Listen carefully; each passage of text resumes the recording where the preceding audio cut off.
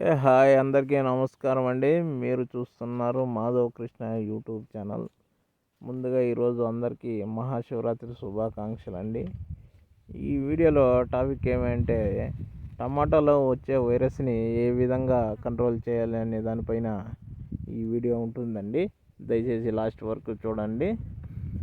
ఇంకా మెయిన్గా చూసుకున్నట్టయితే టమాటాలో వైరస్ ఎందుకు వస్తుంది అని మనం గమనించినట్టయితే దానికి మెయిన్గా న్యూట్రిషన్స్ సరిగ్గా ఇవ్వకపోవడం వల్ల, చెట్టుకి సరైన వాటర్ మేనేజ్మెంట్ పాటించకపోవడం వల్ల, సరైన దాని ఇన్సెక్టిసైడ్ దానికి సంబంధించిన ఇన్సెక్టిసైడ్ మనం స్ప్రే చేయకపోవడం వల్ల వస్తూ ఉంటుందండి వైరస్. మెయిన్గా టమాటాలో 30 రోజులు వయసు దాటిన చెట్లకి వైరస్ లక్షణాలని ఎక్కువగా కనిపిస్తూ ఉంటాయండి. ముందుగా దాన్ని ఏ విధంగా మనం కంట్రోల్ చేయాలి అంటే ఎకరాకి 30 ఎల్లో స్టిక్కీ ట్రాప్స్ కనుక మనం పెట్టుకుంటే మనం 50% వైరస్ని మనం కంట్రోల్ చేసినట్టు అవుతామండి. ఒకసారి మన తోటలో వైరస్ వచ్చిందంటే దాన్ని సరైన మేనేజ్మెంట్ పాటించకపోయినట్టే ఒక వారంలో తోటంతా వైరస్ స్ప్రెడ్ అయిపోతుందండి. దయచేసి వైరస్ లక్షణాలు వచ్చిన చెట్లని వెంటనే గుర్తించి తీసి దూరంగా పారేయడం మంచిదండి. 30 రోజుల లోపలైతే. 30 రోజుల తర్వాత అయితే దానికి తగిన కెమికల్ స్ప్రే చేయాల్సి ఉంటుంది.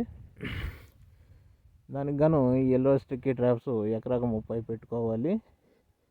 సెకండ్, వాటర్ మేనేజ్మెంట్ వచ్చి ప్రతిరోజు మనం నిద్ర లేవగానే వచ్చి మనం టమాటా చెట్లు అబ్జర్వ్ చేస్తూ ఉండాలండి.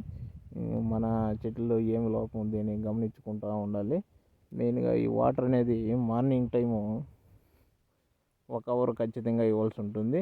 ఆఫ్టర్నూను 3-4 తర్వాత 1 అవర్ ఖచ్చితంగా ఇవ్వాల్సి ఉంటుంది. మనం రోజుకి 2 అవర్లు ఖచ్చితంగా వాటర్ ఇవ్వాలండి. ఇప్పుడున్న టెంపరేచరు 35 degrees వస్తుంది కాబట్టి ఖచ్చితంగా మనం వాటర్ని నెగ్లెక్ట్ చేయడానికే లేదండి. అతి టెంపరేచర్ వల్ల చెట్టు అంతా మెత్తబడిపోయి సరైన వాటర్ ఇవ్వకపోవడం వల్ల ఆకులంతా మెత్తబడిపోయి ఈ తెల్లదోమ వల్ల వైరస్ అనేది స్ప్రెడ్ అవుతుందండి చెట్టు నుంచి చెట్టుకి.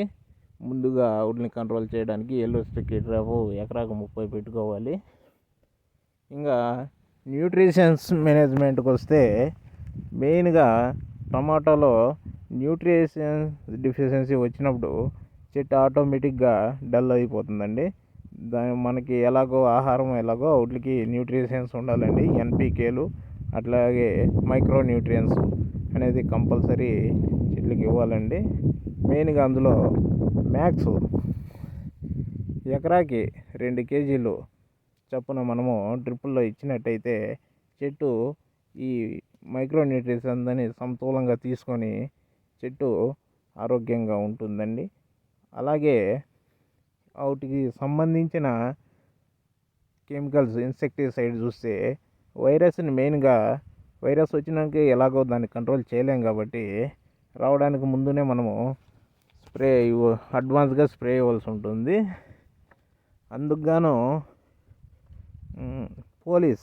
గరుడ కంపెనీ వాళ్ళది పోలీస్ అనే ఇన్సెక్టిసైడ్ స్ప్రే చేయాల్సి ఉంటుంది. ఇంకొక నెక్స్ట్ స్టెప్కి SLR 525 పైరోఫాక్సిఫైన్ డయాఫిన్థ్రాన్ అనే కాంబినేషన్లో వచ్చే కెమికల్ని మనం స్ప్రే చేయాల్సి ఉంటాం. వైరస్ని ఆల్మోస్ట్ కంట్రోల్ చేస్తాయి, నెక్స్ట్ స్ప్రెడ్ కాకుండా చూస్తాయి. అలాగే చెట్లకి ఈ మైక్రో న్యూట్రియన్స్తో పాటు ఎన్పికేలు కావాలి కాబట్టి చెట్టు పూత పిందె దశ అయ్యే టైంలో చెట్టుకి బలం కావాలి కాబట్టి 13-40-13 అనే ఎన్పికే ఫర్టిలైజరు ఎకరాకి 5 kg చొప్పున మనము ప్రతి 2 రోజులకు ఒకసారి ఇచ్చినట్టయితే చెట్టు ఆరోగ్యంగా ఆహారం తీసుకుంటూ మెయిన్గా బార్డర్ క్రాప్ కింద ఈ ఎండాకాలంలో మొక్కజొన్న సైడ్లో వేసుకుంటే ఈ వడదెబ్బ తగలకన్నా అయినంత కంట్రోల్ చేస్తుందండి, చెట్లు బాగా వస్తాయి. అలాగే మనము బంతిపూలు ఎకరాకి ఈ కార్నర్లో ఒక 20 చెట్లు నాటుకున్నట్టయితే ఈ వైరస్ని ఏవైతే స్ప్రెడ్ చేస్తాయి తెల్లదోమ, అఫిడ్స్, జెసిడ్ ఇవన్నీ ఆ బంతి పూలకి అటాక్ అవుతాయి. కాబట్టి మనము స్ప్రే చేసినప్పుడు అక్కడే కంట్రోల్ అవుతాయి, కానీ చెట్లకి, టమాటా చెట్లకి స్ప్రెడ్ కాకుండా ఉంటాయి.